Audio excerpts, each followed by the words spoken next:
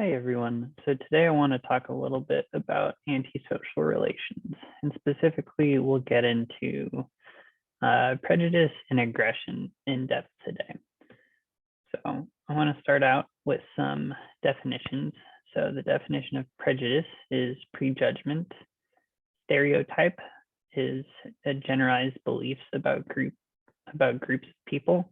And they're sometimes accurate, they're not always accurate. For example, the stereotype is like Asians are bad drivers. That's a stereotype. Sometimes it's accurate, sometimes it's not. Discriminate is to act in negative and unjustifiable ways towards members of a group. There's the just world phenomenon, which is the tendency for people to believe that the world's just and people get what they deserve and deserve what they get. Sometimes this can influence our prejudices. There's also explicit and implicit prejudice. Explicit is on the radar of our awareness and it's conscious and we're aware of it.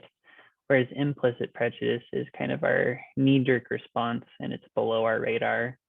It's unthinking and we're unaware of how those attitudes might be influencing our behavior. Okay, so a little bit more about prejudice. Prejudice typically happens when we categorize people, and we categorize everything. We categorize like people by gender, ethnicity, race, age. We categorize sports. We categorize different types of cheese.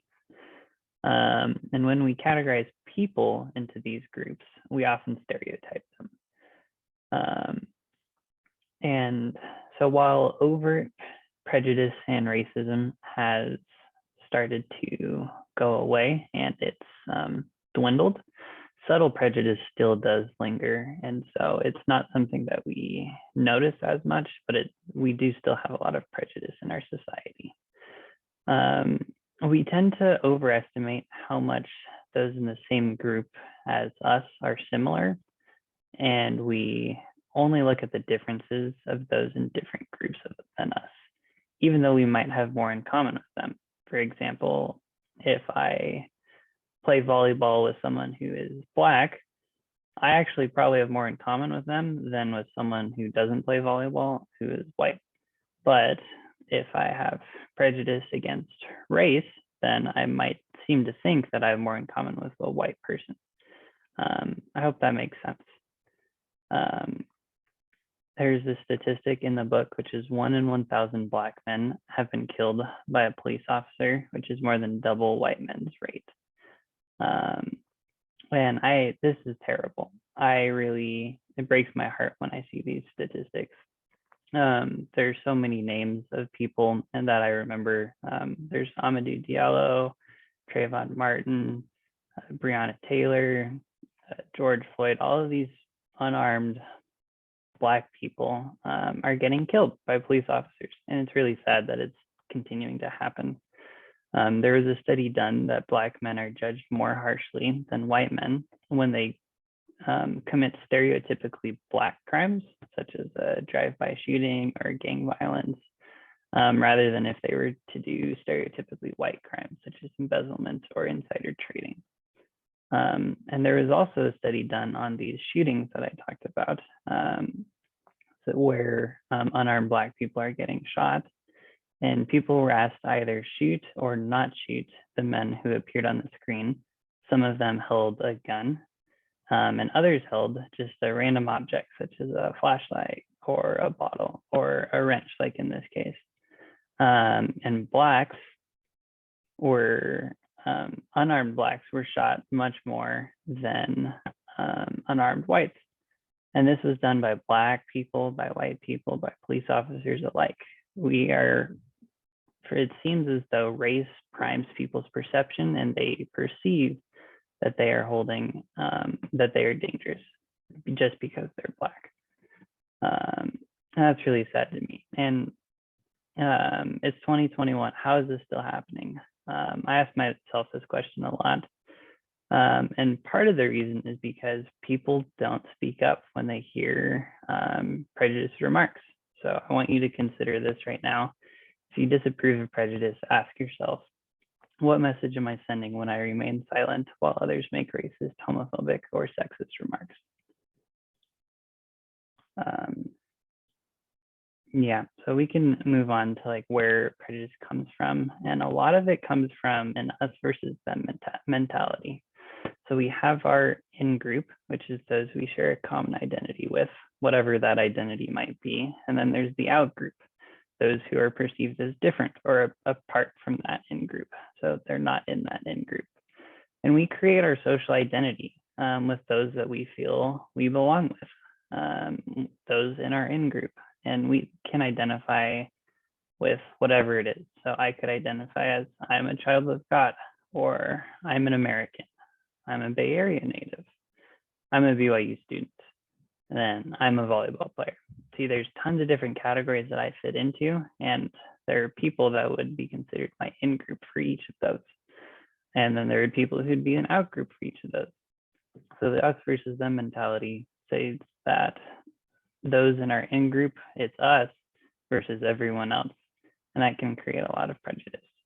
There's also this idea of the scapegoat theory, where if something bad happens, such as a terrorist attack or something, people get angry. And as an outlet for that anger, they want to blame someone, and they blame a third party, an out group. And so this happened with COVID-19. Some people referred to the COVID-19 pandemic as the Chinese virus. And when it came to the US, hate crimes against Asian Americans skyrocketed because of this, even though it was not their fault at all, those Asian Americans. So we need to keep this in mind when we're treating people. Another thing that I learned in my psychology of sex and gender class, which I highly recommend taking, is the stereotype activation theory. And what this is that if there is a stereotype and you fall into that stereotype, and that is activated, so you are told or reminded of that stereotype, then that stereotype will likely come true. For example, there is a stereotype that Asians are good at math.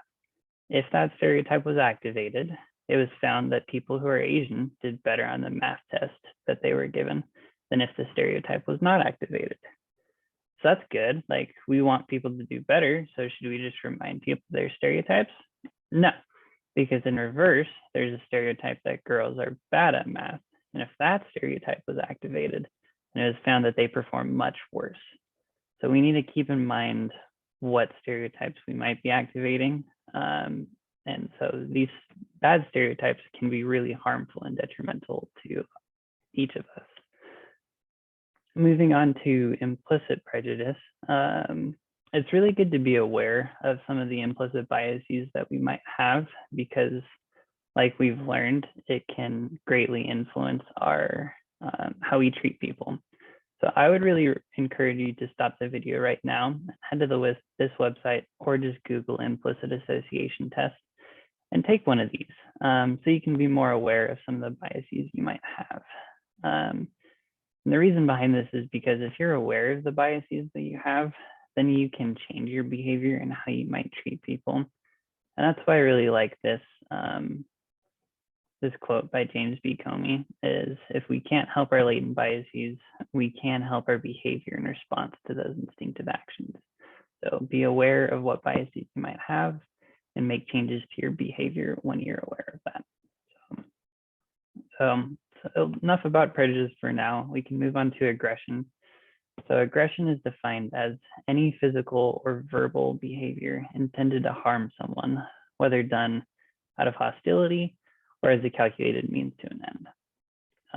And there are three specific influences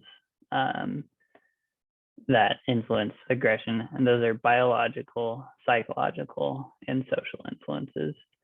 And aggression varies a lot from culture to culture, from era to era, and to person. It varies. So there's not kind of one size fits all for aggression. There's tons of factors to it. So we need to keep that in mind. So some of the biological influences are genetic and neural influences. So the Y chromosome, if you're male, you're more likely to be aggressive. There's also this thing called the warrior gene, which is the monoamine oxidase A gene.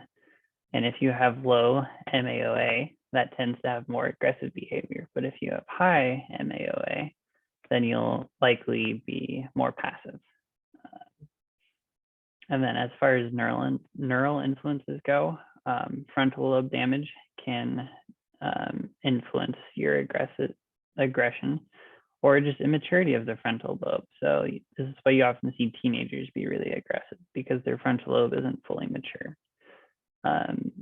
When the amygdala is stimulated, that typically leads to more aggression.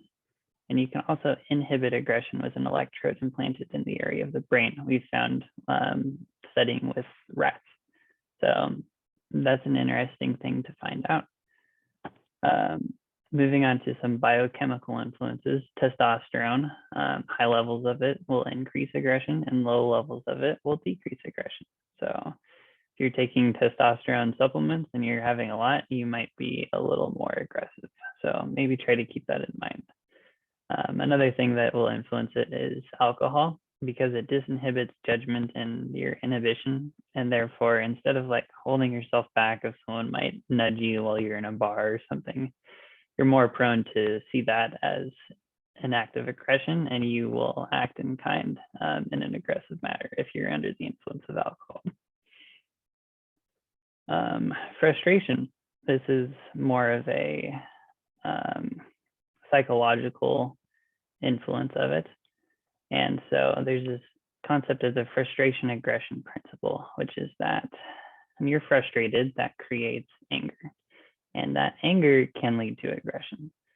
So they gave this example in the book, but I really love baseball, so I'm going to talk about it. And it's where a pitcher is much more likely to hit a batter if they've just given up a home run, if they'd given a home run to the current batter in that last at bat, or if someone on the pitcher's team had been hit in the previous half inning. Yeah, they're more likely to hit that batter. And so it's because they're getting frustrated with their own performance, they might get angry, and then they'll be aggressive and throw inside and hit them. So that's really interesting. We also tend to reinforce aggressive behaviors, especially in little kids. For example, if you are playing like football or something like that, and there's a kid who's really aggressive, that's really good, and you want to reinforce that. The issue is that might leak over into some other aspects of their life. So we need to keep in mind what actions we're reinforcing. Another influence of aggression is action movies, video games, and watching pornography also encourages boys to be aggressive. So we need to keep that in mind with what media our children are watching.